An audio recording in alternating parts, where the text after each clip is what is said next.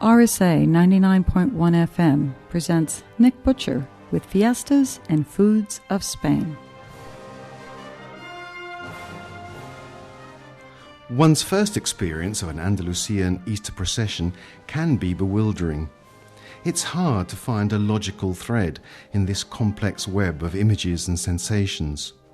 Holy statues sway past you on their thrones, accompanied by sinisterly robed and hooded penitents. There are brass bands, long lines of candle-bearing faithful, and various smartly dressed figures of authority. The air will resound to a solemn drumbeat and smell of incense and flowers. There will be a less tangible sensation too, that of the grief inspired by the tragic story unfolding before our eyes. This, of course, is the story of the events leading up to the crucifixion and resurrection of Christ, and of the effect of those events on his mother, the Virgin Mary. These two key figures are represented by statues that have acquired enormous devotion, especially in the brotherhoods or guilds that were formed to look after them, and whose members bear them so proudly through the streets for all to see and admire. Should rain prevent the processions from taking place, the sight of grown men in floods of tears provides striking witness to the depth of their devotion and the importance of the contact between the people and these images that the processions provide. Each procession will have at its heart, therefore, two tronos, the platforms on which stand the figure of Christ or the Virgin Mother. Christ will be portrayed as undergoing some part of his terrible sufferings or passion, and will go first. His mother will follow, dressed in a spectacular robe, a crown upon her head, a canopy above it, and a mass of flowers and candles around her feet. On her face will be etched the sorrow that connects so profoundly with the Spanish spirit. These platforms can be simply enormous, as anyone who has seen processions in Malaga will be able to testify. There, the richly ornamented floats, claimed by the Malagueños to be the most beautiful in Spain, can weigh literally tons and need more than 200 men to carry them, an exhausting job, but one that is proudly performed. These bearers are called costaleros or portadores and are usually members of the cofradia or guild that is responsible for the statues. The bearers' pace, particularly a slow side-to-side rocking motion, and their manoeuvres, to get round corners or under overhanging wires, for example, are controlled by the capataz, a sort of foreman. He acts as their guide and will also be responsible for deciding when to stop for a rest or to listen to a saeta, a lament sung unaccompanied from a balcony. The words can be almost impossible to decipher, but there is no doubting their fervour and sincerity. When the procession has to move on again, the capataz will signal with 3 blows of a hammer on the front of the platform. 2 to alert the costaleros to get ready, the 3rd to tell them to lift the platform's crosspieces onto their shoulders.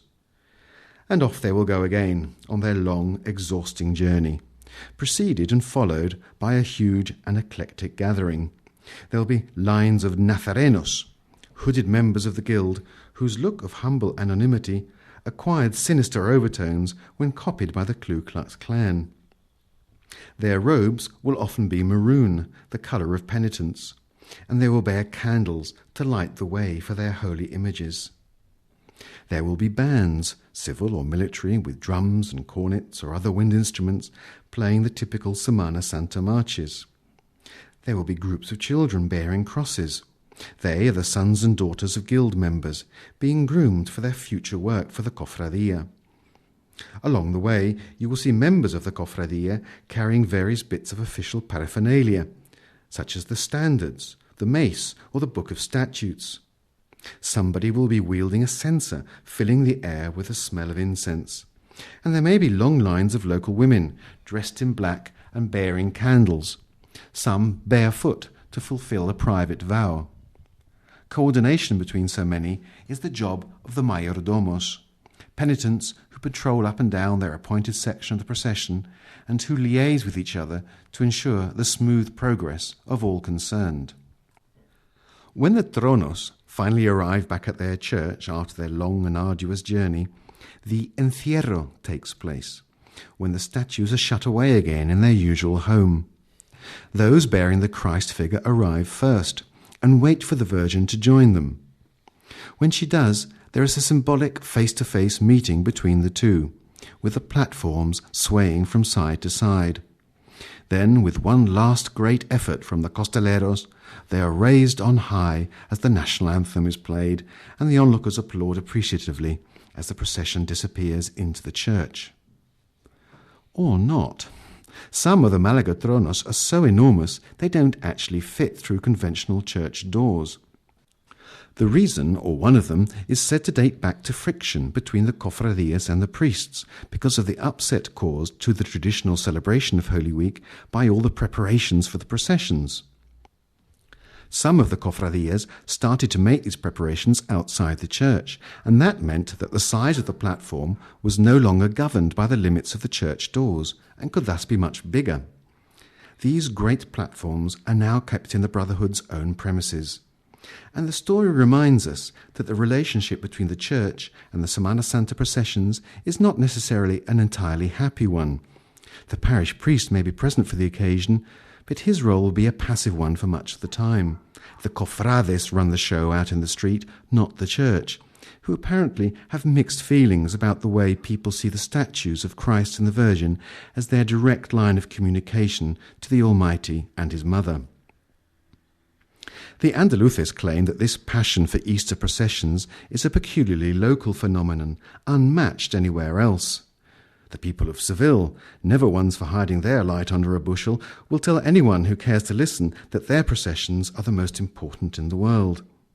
But anyone who has witnessed Holy Week outside Andalusia, in Cuenca, for example, or Lorca, would appreciate that depth of religious feeling at this key time in the Christian calendar and its theatrical expression are not exclusive to this area.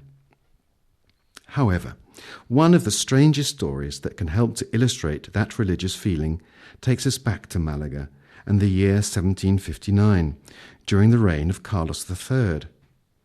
At that time there was a plague epidemic devastating the city, and the prisoners in Malaga jail thought it might help matters to take the statue of Jesus Nazareno, known as El Rico, which was resident in a nearby convent, on a tour of the city. The authorities refused permission, but the prisoners were having none of it. They rebelled, escaped, and duly carried El Rico around the city. They then returned him to his chapel and went back to their cells. It was found that none of the prisoners had gone missing, and the epidemic died out. The king was so impressed by the story that he granted a royal prerogative to the statue of El Rico to free one prisoner guilty of a delito de sangre, or blood crime, from Malaga jail each year. And so it continues to this day, on the Wednesday of Holy Week. In fact, the decision is taken by the powers that be, but the person chosen can be seen in black tunic and hood, accompanying the procession on the night of Holy Wednesday. This is Nick Butcher. Next time, the festivals of El Uno de Mayo and the Cruces de Mayo, the May crosses. The Fiestas and Foods of Spain, an ongoing series on Spanish culture by Nick Butcher, author of The Festive Food of Spain, available in bookstores along the Costa del Sol, including Smith's Book and Card Store in Nerja. For more information, visit our website rsafm.org.